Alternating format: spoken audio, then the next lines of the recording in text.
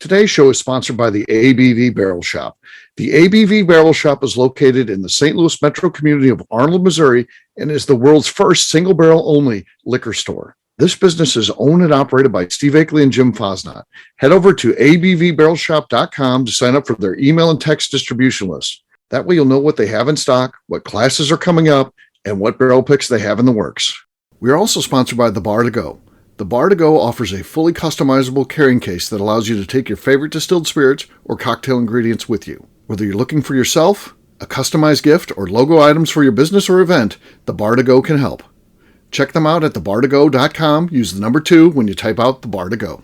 Did you know Neely Family Distillery now ships its popular distilled spirits directly to you? To order, simply call 859-394-3258.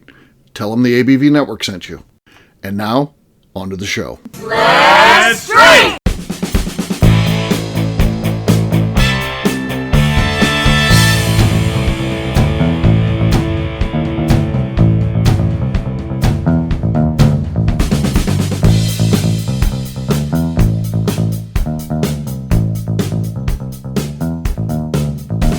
Welcome to the Bourbon Daily, the podcast about everything bourbon delivered to you every day of the week. My name is Steve Akeley. I'm here at the ABV Barrel Shop Tasting Bar with Darren McCroy, and we're getting ready to try for the first time Heaven's Door 10-Year Rye, a new product from Heaven's Door. How about that? Yeah. Sounds pretty interesting. Not bad, right, buddy? Yeah. So we are here at the Barrel Shop. We're getting ready to celebrate our 1-year anniversary. That's happening this weekend. Kind of fun stuff. We've got all kinds of activities going on and things like that. And it's a big deal, right? Yeah, it's a huge deal. So when did you show up? We opened in July of last year. When do you think you arrived for the first time? I think the first time I came in was September. September, okay. Because it was during the time that you guys had nothing on the shelf. Yeah, that was good. So yeah. You were just like, I like the store. They don't have anything. Yeah. Well, Deer Hammer was interesting. We had 6 items at one point. That was it. Yeah, and I some of the Deer Hammer was here. And then you guys, a little bit after that, got 291 in for the first time. And that's when I first... That was a savior, 291. Yeah. That was good. Fell in love. Okay. Then you just kept showing up. So, yep. Yeah. Kept being annoying and showing up. Just showing up, yeah. So Barley was afraid of you. He's not afraid of you anymore. Nope, he's not. He loves me every time I come in. Why? I wonder why. I wonder what the difference was. Just seeing you enough, he got used to you. I mean, when I started coming here 5 days a week, it grew rather quickly how much you liked me. All right, that's good. So you said there's something you want to talk about before we get started with the show today. What is that?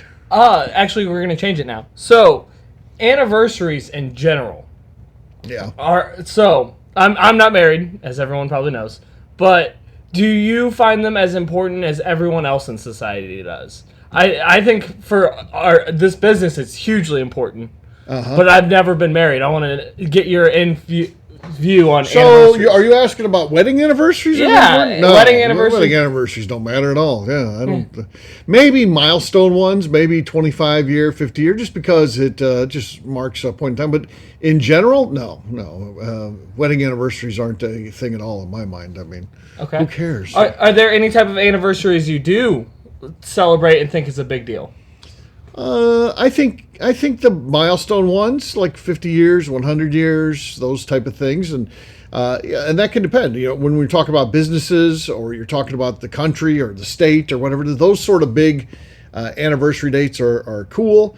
I think that for a business, I do think that the 1-year anniversary is a big deal because there's all those studies about 75% of all businesses fail within the first year. So it's a statement to know that you made it at least that far, and then where you go from there. So I think for our business, that's an important thing. I think that for the most part, though, I mean, are we going to be celebrating year number 2 here? I don't know. I doubt it. Hell, we didn't do that much for this year. Yeah, the stuff we're doing kind of came together at the last minute. So yes, we're not that good at planning, so I don't know. If we add someone else to the mix that's maybe a better planning, I would certainly participate in a bunch of anniversary festivities. Yeah. If it was planned out and I didn't have to do them. But right now, if I come up with something, I got to do all the work. So yep. Yeah. Okay, so I have a follow-up that's related that I just thought of. So my dad pointed out on July 4th that we're getting close to America's 250th yes. anniversary. Yeah. And so he was talking about the bicentennial. I wasn't alive yet, but he was like, "Oh, that was a really big. That was thing. a big deal. Yeah. And so, do you think 250 is going to be as big of a thing? I do.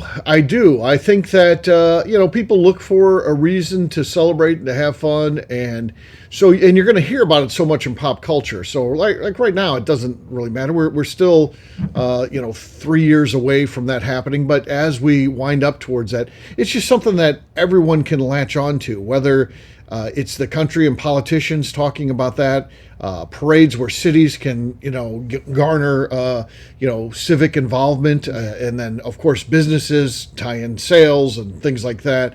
I do think that we have no idea how big that's going to be, and I do think it'll be a big thing. I wonder, and I don't know what's going on behind the scenes. I remember I was alive in '76, and those bicentennial quarters were a huge deal. I don't remember money changing at that time. Now it's kind of commonplace. It's a big thing that they come out with new quarters, new nickels, all kinds of stuff. It's always changing because I think that generates some interest and gives the mint something to do.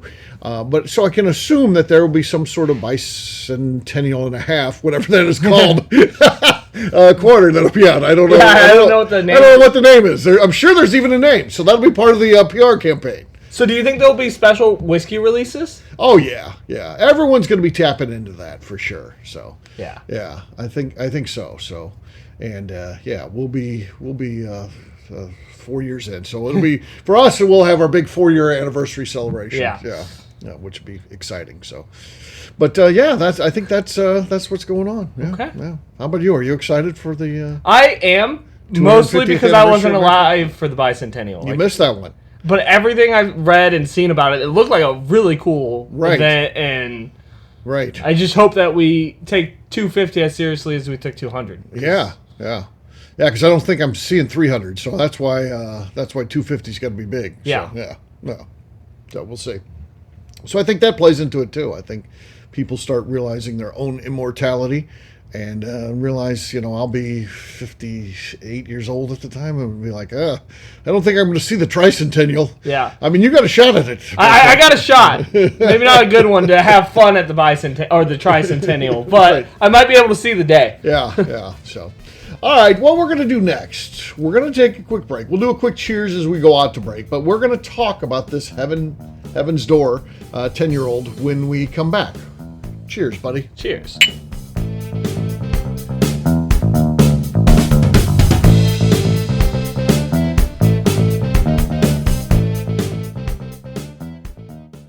Let's talk about the people who make these shows happen. First up is the ABV Barrel Shop. It is the most unique shopping experience in the world of bourbon, as the ABV Barrel Shop only sells single barrels. Owners Steve Akeley and Jim Fosnot select. With over 100 distilleries on board to sell us barrels, we are home to the most unique and diverse barrel pick selections in the bourbon world. By signing up for our email, you will always know what we have in stock. In addition to the single barrels, we'll have a gift shop featuring ABV Barrel Shop as well as ABV Network merchandise. We are partnering with vendors like Art Eatables and Old Man Bay Signs to bring you unique items you can't find anywhere else.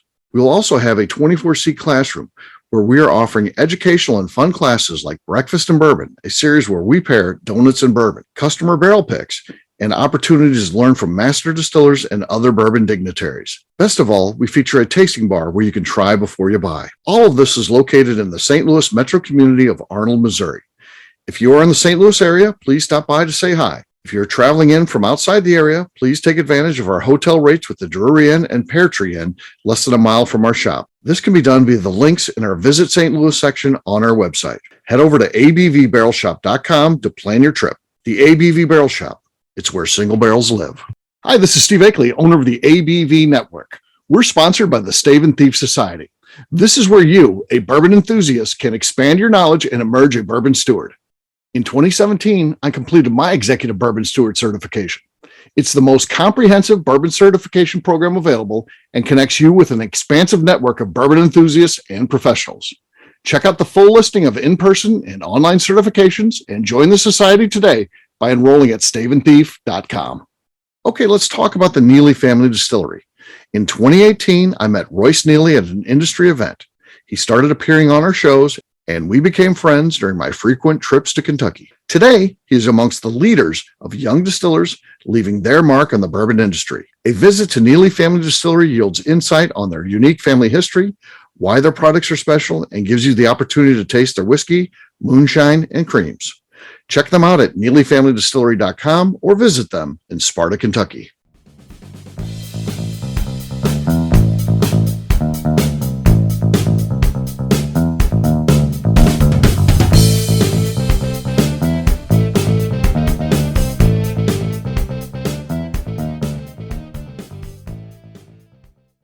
This is Willie C. Moore, and I'm here with MB Rowland, and you're listening to the Bourbon Kit Daily. All right, everybody, welcome back. My name is Steve Akeley. I'm joined by Darren McCroy, and we're getting ready to try the new Heaven's Door 10-year-old rye. On the nose, Fruity. It's fruity. It's nice. It's solid on the nose for sure. I'm excited about Heaven's Door and what they've got going on. I think that having a Kentucky distillery is going to be definitely a place to go. I mean, I think that I think people are excited about that, and the fuck. The fuck,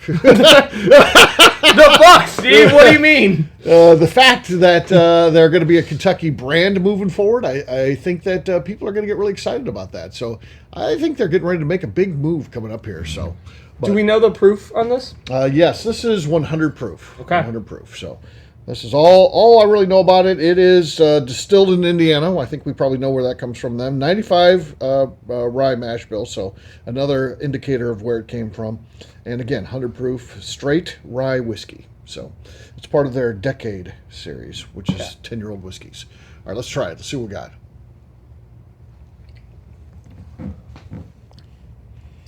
Yeah, I mean, it's nice. It's solid. It drinks really easy. Got that fruity taste. Certainly up front, you catch the spice on the back end. It drinks, very nice for a 100 proof whiskey. Stays with you.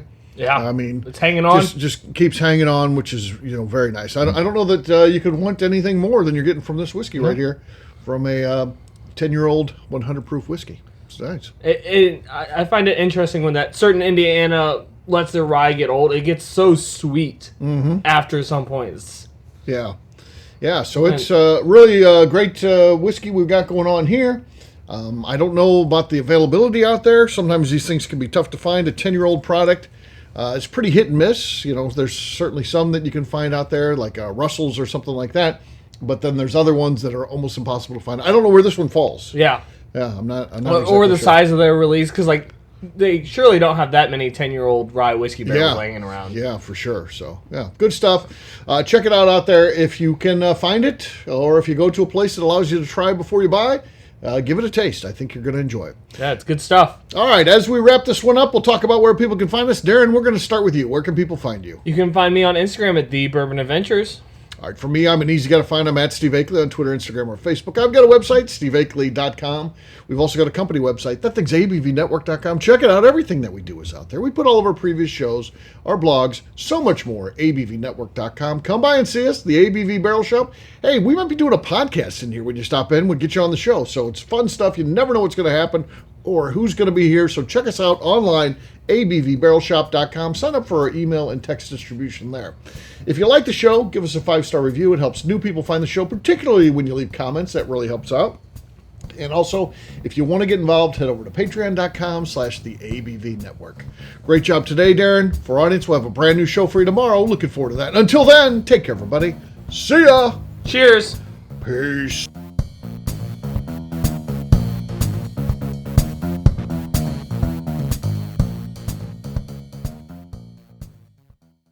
Before we finish the show, let's talk about some great companies that support the ABV network. First up is Moonshine Still Pro. Moonshine Still Pro has a full line of products to help the home distiller.